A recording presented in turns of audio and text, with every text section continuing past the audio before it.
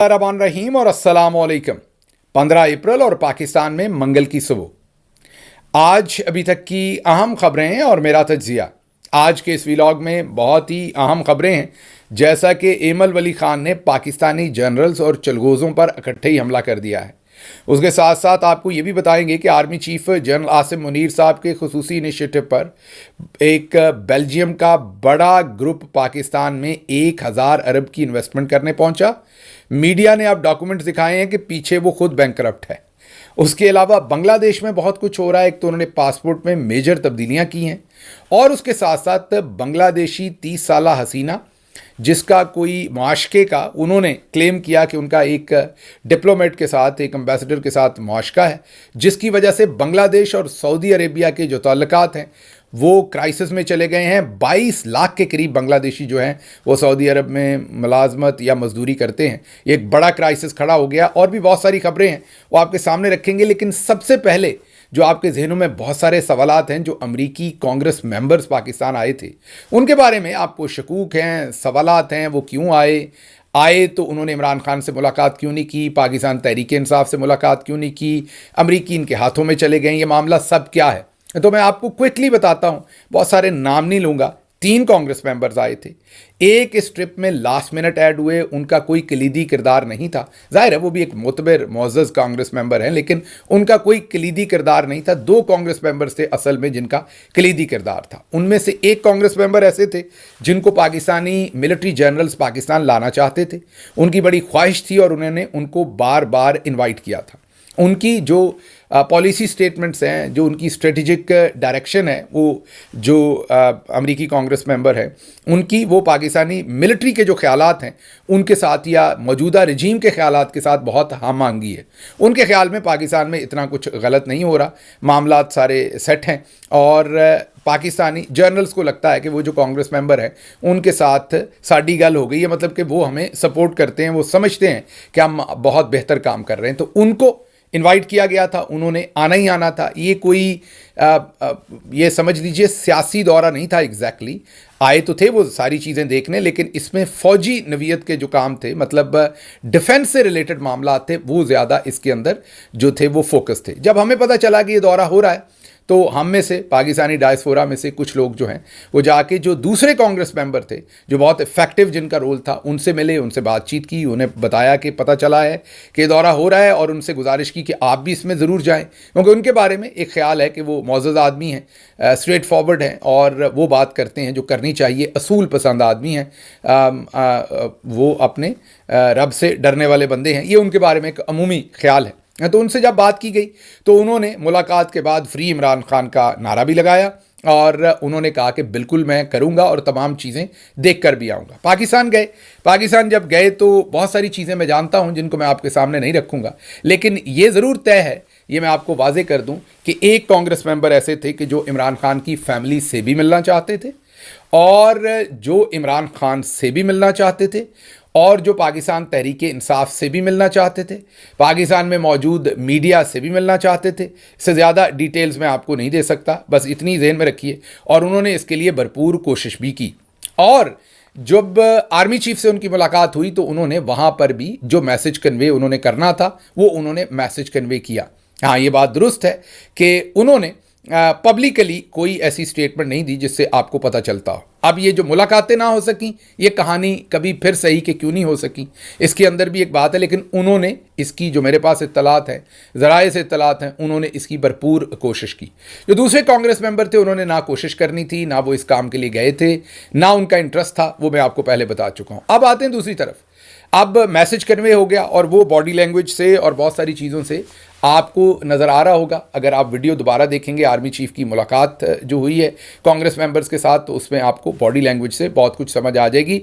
हमारे ज़राए बता रहे हैं कि अच्छी तरीके से जो ह्यूमन राइट्स और दूसरे मामलात के ऊपर मैसेज है वो कन्वे हुआ है। अच्छा, अब अगली बात आपके सामने रख देते हैं कि अब आप कहते हैं कि फिर खुल के पब्लिक स्टेटमेंट क्यों नहीं दी गई। मेरे ख्याल में वो भी आएगी। कब आएगी मुझे नहीं पता, कौन देगा मुझे नहीं पता, मैं ज़्यादा नहीं कह सकता। जाहिर है डिप्लोमेसी में आप अपना केस लोगों के सामने रखते हैं, आप किसी को कंट्रोल नहीं करते, गन पॉइंट पे ये चीज़ें नहीं होती। हर मुल्क अपना इंटरेस्ट देखता है। मैं आपको कभी वैसी बातें नहीं बताऊंगा जो माजी में आपने सुन रखी हैं कि फ़ाइल ट्रंप की टेबल पर चली गई है, ट्रंप साहब ने ट्वीट का टेक्स्ट मंगवा लिया है, ट्रंप ने पूछा है मेरे दोस्त इमरान खान कैसे हैं, फ़लाँ चीज़ ऐसे है। वो सब मेरे ख्याल में वो सब हवाई बातें थी, उनमें कोई रियलिटी नहीं थी, क्योंकि अभी तक जो ट्रंप टीम में हाईएस्ट हमारा राब्ता हुआ है पाकिस्तानी डायस्पोरा का, वो या तो रिचर्ड ग्रैनल के साथ हुआ है और या ज़ल्मे खलीलज़ाद साहब के साथ किसी का हुआ है, और दोनों में पाकिस्तान तहरीक इंसाफ का कोई भी उसमें किरदार नहीं है, किसी का भी, मेरे समेत हमारा नहीं है। वो पाकिस्तानी डायस्पोरा का काम है, और उनमें उन लोगों का भी नहीं है जो पाकिस्तान गए हुए थे मुज़ाकरात करने के लिए। वो दोस्त भी कांग्रेस मेंबर्स वगैरह को मिलते रहे, लेकिन उस सीनियर लेवल पर उनका भी इंटरेक्शन नहीं है। हाँ, एक इंटरेक्शन कहीं फंड रेजर हो रहा था, अमेरिका में रहने वाले लोग इस बात को समझते हैं, जिसमें लॉरा ट्रंप के साथ मुलाकात हुई थी उस फंड रेजर में, लेकिन वो कोई स्ट्रेटेजिक मुलाकात नहीं थी, वो एक फंड रेजर पर जाकर वहाँ मुलाकात थी।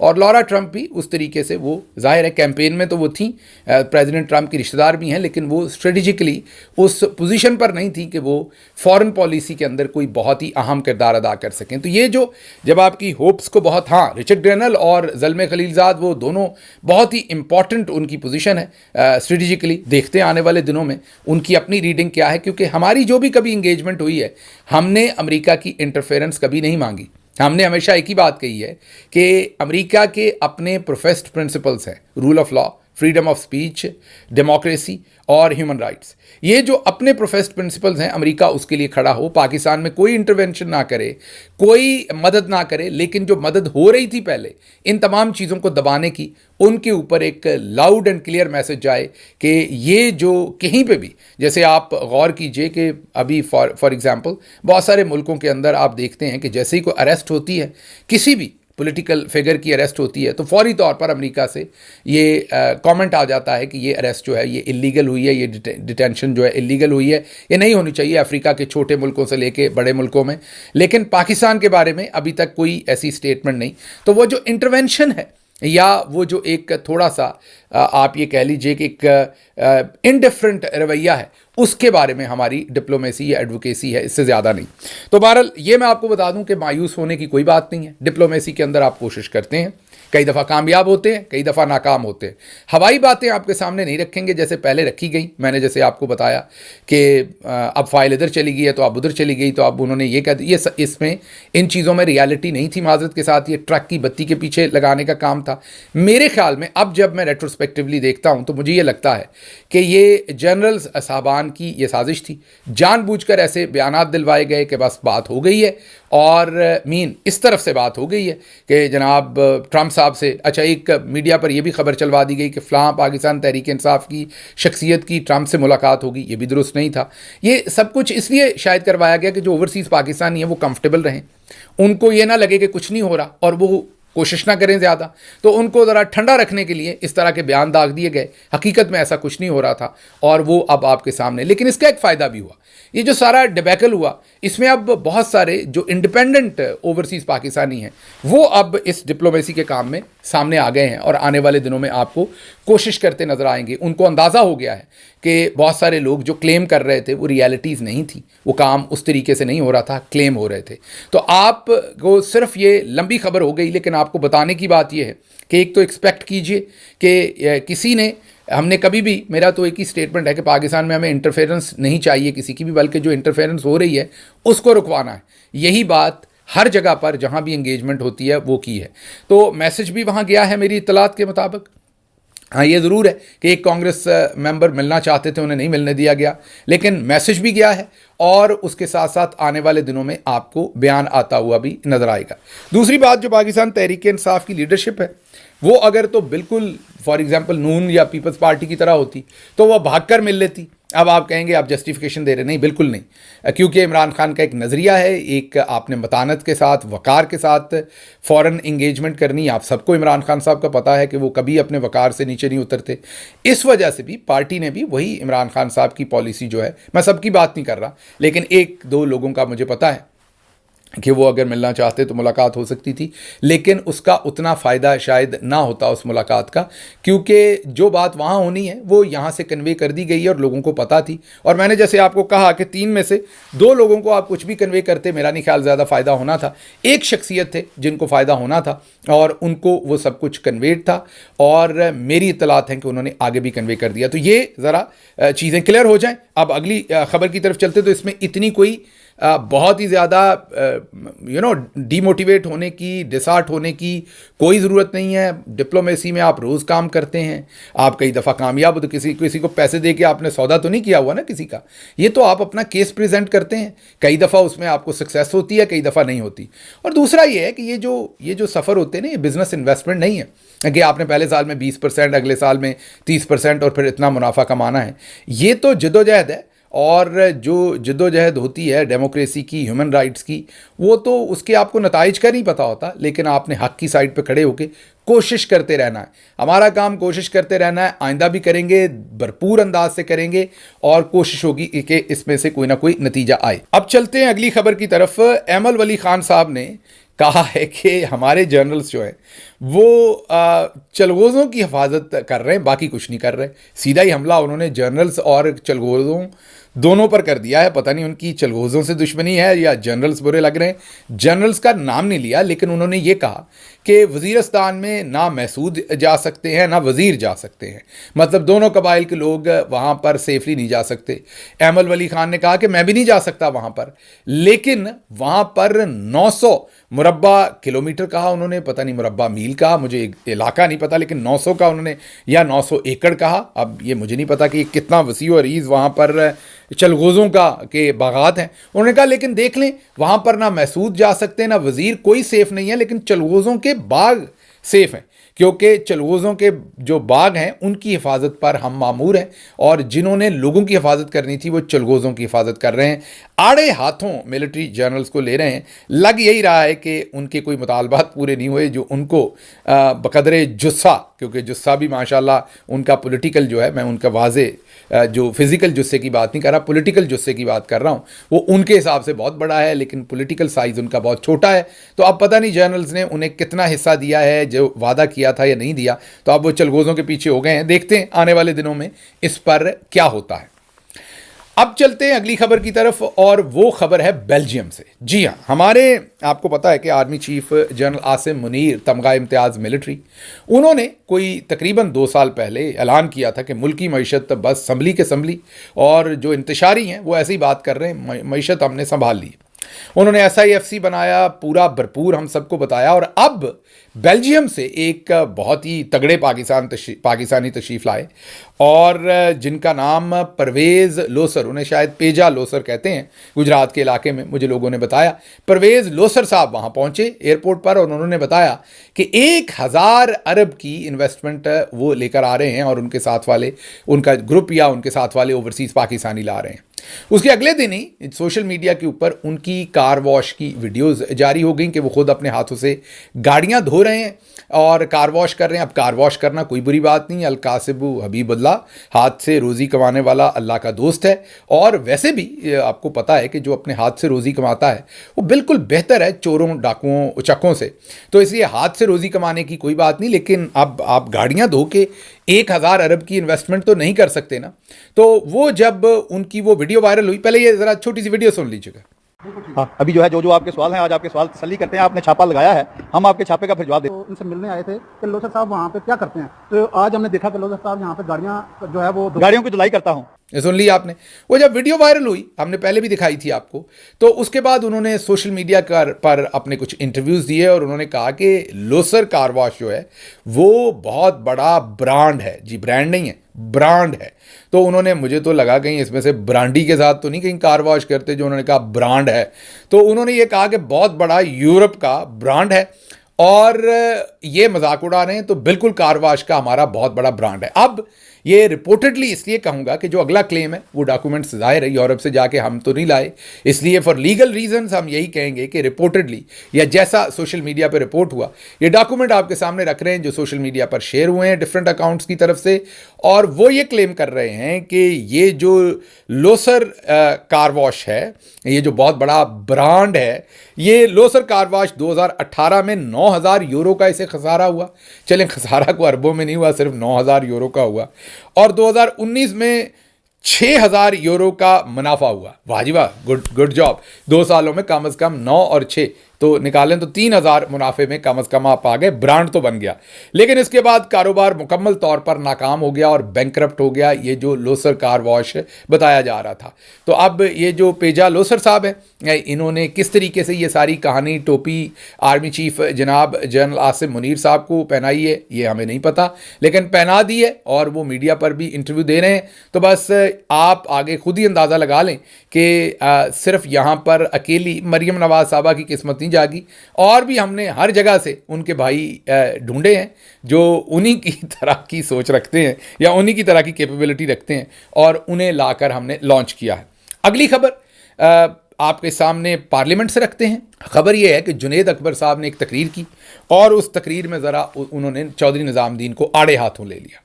अब उमर अयूब साहब ये क्लेम कर रहे हैं कि जो तकरीर जुनेद अकबर साहब ने की, तगड़ी सख्त तकरीर थी, उसको पहले तो ब्रॉडकास्ट ना होने दिया गया टेलीविज़न पर, उसके बाद उस तकरीर को डिलीट करवा दिया गया। जी हाँ, आप दुरुस्त सुन रहे हैं, उस तकरीर को अकॉर्डिंग टू उमर अयूब साहब एजेंसीज़ के बंदे असम्बली आए सेक्रेटेरिएट में, और जो आर्काइव थी वो तकरीर, जो जाहिर है ब्रॉडकास्ट तो नहीं हुई लेकिन असम्बली का एक अपना रिकॉर्ड होता है, उसकी जो वीडियो तकरीर थी वो भी डिलीट करवा दी गई, और जो उसका ट्रांसक्रिप्ट था, मीन जो लिखा हुआ उसका ट्रांसक्रिप्ट था, वो भी गायब करवा दिया गया। मतलब कि इससे बड़ी डाका दिन दहाड़े बड़ा कौमी असम्बली में क्या होगा। स्पीकर भी खामोश हैं, सभी खामोश हैं, लेकिन ये कौन सा पहला डाका है। यहाँ तो असम्बली के अंदर घुस के MNAs तक को उठा लिया हुआ है, यहाँ तो जजेस के कमरों में कैमरे लगा दिए हुए हैं, तो ये कौन सा डाका है। बहरहाल ये भी एक इंटरेस्टिंग, मैं ये कहूँगा कि डायमेंशन है कि अब चौधरी निज़ामुद्दीन साहब अपने खिलाफ हुई तकरीर को हर तरह से डिलीट भी करवा रहे हैं। अब चलते हैं जी अगली खबर की तरफ, और वो बांग्लादेश से है। बांग्लादेश ने अवामी दबाव पर पासपोर्ट में इजराइल के लिए ये पासपोर्ट कारआमद नहीं है ये दर्ज कर दिया है। मीन पहले ये हटा दिया गया था, बांग्लादेशी शहरी वहाँ ट्रैवल कर सकते थे, अब अबारत बहाल कर दी गई है कि ये पासपोर्ट वहाँ के लिए कारआमद नहीं है, बिल्कुल वैसे ही जैसे पाकिस्तान के पासपोर्ट पर लिखा हुआ है ये। तो अब इस पर इसराइली सफ़र पर पाबंदी दोबारा लग गई है, और ये फ़ैसला जो कुछ भी आजकल फ़लस्तीन, गज़ा और ये सारी सिचुएशन हो रही है उसके तनाज़र में हुआ है, और बहुत ज़्यादा प्रेशर था बांग्लादेशी गवर्नमेंट के ऊपर, तो उन्होंने ये फ़ैसला वहाँ पर लिया है। बांग्लादेश से एक और आपको ख़बर देते हैं, बहुत ही डिफरेंट किस्म की ख़बर है, इंटरेस्टिंग भी है और डिफरेंट भी है। और ये ख़बर हम अफेयर की वजह से नहीं दे रहे, बल्कि इसमें से जो डिप्लोमेटिक क्राइसिस खड़ा हुआ है उसकी वजह से दे रहे हैं। बांग्लादेश की एक जो मिस अर्थ बांग्लादेश हैं, उनका नाम है मेघना आलम। जी हाँ, मेघना आलम, ये 30 साला एक्ट्रेस हैं, मॉडल हैं, और मिस अर्थ बांग्लादेश 2020 की ये विनर है, और चेयरपर्सन है मिस बांग्लादेश फाउंडेशन। इन्होंने हाल ही में, कोई एक आध दिन पहले, इन्होंने हाल ही में एक वीडियो जारी की, और वीडियो और साथ कुछ स्क्रीनशॉट्स जारी किए, जिसमें इन्होंने क्लेम किया कि एक सऊदी डिप्लोमेट उनके साथ, नाम तो हमारे पास है लेकिन हम नाम नहीं लेंगे क्योंकि हम नहीं चाहते कि पाकिस्तान के और सऊदी अरब के मरासम इस वजह से ख़राब हों, लेकिन इन खातून साहबा जो थी, इन्होंने ये कहा कि एक डिप्लोमेट हैं सऊदी जिन्होंने मुझे शादी की ऑफ़र की, मेरा उनके साथ दोस्ती थी और मैंने इनकार कर दिया, जिसके बाद वो अब मुझे ब्लैकमेल कर रहे हैं या हरास कर रहे हैं या वटेवर, इस तरह के इन्होंने क्लेम किए। एलिजिडली, जाहिर है क्योंकि इनके क्लेम है, अभी हतमी उसके ऊपर डिसीजन तो नहीं हुआ। उसके साथ ही थोड़ी देर के बाद ही इनके घर पर छापा पड़ा पुलिस का, और इन्होंने उसको लाइव ब्रॉडकास्ट कर दिया फेसबुक पर उस छापे को, और पूरी दुनिया को दिखाया कि पुलिस इनके घर के बाहर खड़ी है, इनको गिरफ्तार करना चाहती है। इवेंचुअली पुलिस घर के अंदर आई, इनको गिरफ्तार किया और उसके बाद ये गायब कर दी गई और इनके फेसबुक से वो तमाम चीज़ें डिलीट भी कर दी गई। इनके वालिद ने अगले दिन ढाका की हाई कोर्ट के अंदर रिट की और ढाका की हाई कोर्ट ने भी इस पर रिजर्वेशन दी कि ये गैर कानूनी किस्म की जो है ये अरेस्ट है। जो मिनिस्ट्री है कानून की, उन्होंने भी कहा कि इस अरेस्ट में कानूनी तकाजे पूरे नहीं हुए। बहरहाल इन्हें 1 महीने के लिए जेल में गालिबन डाला गया है और इन पर चार्जेस ये हैं कि इन्होंने जो लॉ एंड ऑर्डर है उसमें इन्होंने खलल डाला है और डिप्लोमेटिक रिलेशंस एक कंट्री के साथ हमारे मुतासर करने की कोशिश की है। यहाँ ये बात बहुत ही इंपॉर्टेंट है कि 22 लाख के करीब, प्रिसाइजली 21.5-22 लाख जो बांग्लादेशी हैं वो लेबर या मुलाजमत सऊदी अरब में करते हैं और बड़ा ज़र मुबादला वहाँ से आता है। तो बांग्लादेश के लिए एक बड़ा डिप्लोमेटिक क्राइसिस ये जो मिस आलम है इन्होंने, हसीना आलम साहबा ने क्रिएट कर दिया है। तो कई दफ़ा देखें इस तरह भी हो जाता है इस तरह के कामों में। अगली खबर आपके सामने रखते हैं जी, और अगली खबर यह है कि पाकिस्तान में एक बड़ा स्कैंडल हुआ है।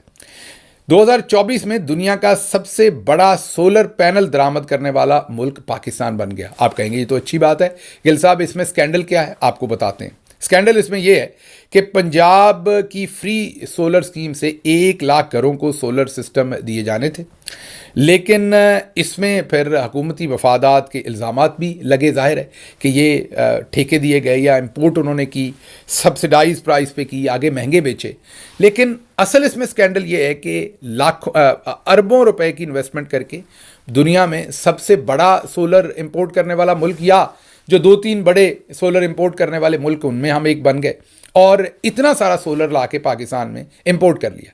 अब जो सोलर से बिजली पैदा होती है उसके रेट्स चेंज कर दिए हैं, मतलब वो जो वापस ग्रिड को बेचते हैं उसके रेट्स चेंज कर दिए हैं और अब लोगों पर सख्ती कर रहे हैं। जो सोलर लगा रहे हैं उनके लिए तकलीफ़ें क्रिएट कर रहे हैं। तो पहले सोलर इंपोर्ट करके अपनी जेब में पैसे डाल लिए, अब जो उससे लोगों ने फ़ायदा लेना है वो उनको रोक रहे हैं। तो ये डेफिनेटली फिर स्कैंडल है और कल को नैब का स्कैंडल बन सकता है। लेकिन यहाँ पर तो आपको पता है कि नैब भी इन्हीं की है, सब कुछ चौधरी साहब का है और इनके साथ मिला हुआ है। अच्छा, एक खबर आप और देख रहे होंगे कि मार्च में 2025 में तरसीलात ज़र रेमिटेंसेस जो है वो तारीख की बुलंद तरीन जगह पर आई हैं, 4.1, जी हाँ, $4 अरब, जो कि तारीख की बुलंद तरीन है। इस पर बहुत ज़्यादा खुशी का इज़हार किया जा रहा है। अब कुछ लोग तो कह रहे हैं कि ये नंबर्स की फजिंग है, ये करेक्ट नहीं है, लेकिन कुछ कह रहे हैं करेक्ट है और ये इसलिए इतनी आई है कि पाकिस्तान में से पिछले साल में बहुत सारे लोग बैरून मुल्क गए हैं। इतनी बड़ी तादाद में लोग पाकिस्तान छोड़ के बैरून मुल्क गए हैं। ज़ाहिर है वो वहाँ पैसे कमाएंगे और वापस पाकिस्तान भेजेंगे तो ज़र मुबादला तो बढ़ेगा। तो एक तरफ पाकिस्तानियों को समुंदरों की नज़र कर रहे हैं और दूसरी तरफ इस पर फ़ख्र कर रहे हैं कि ज़र मुबादला बढ़ गया।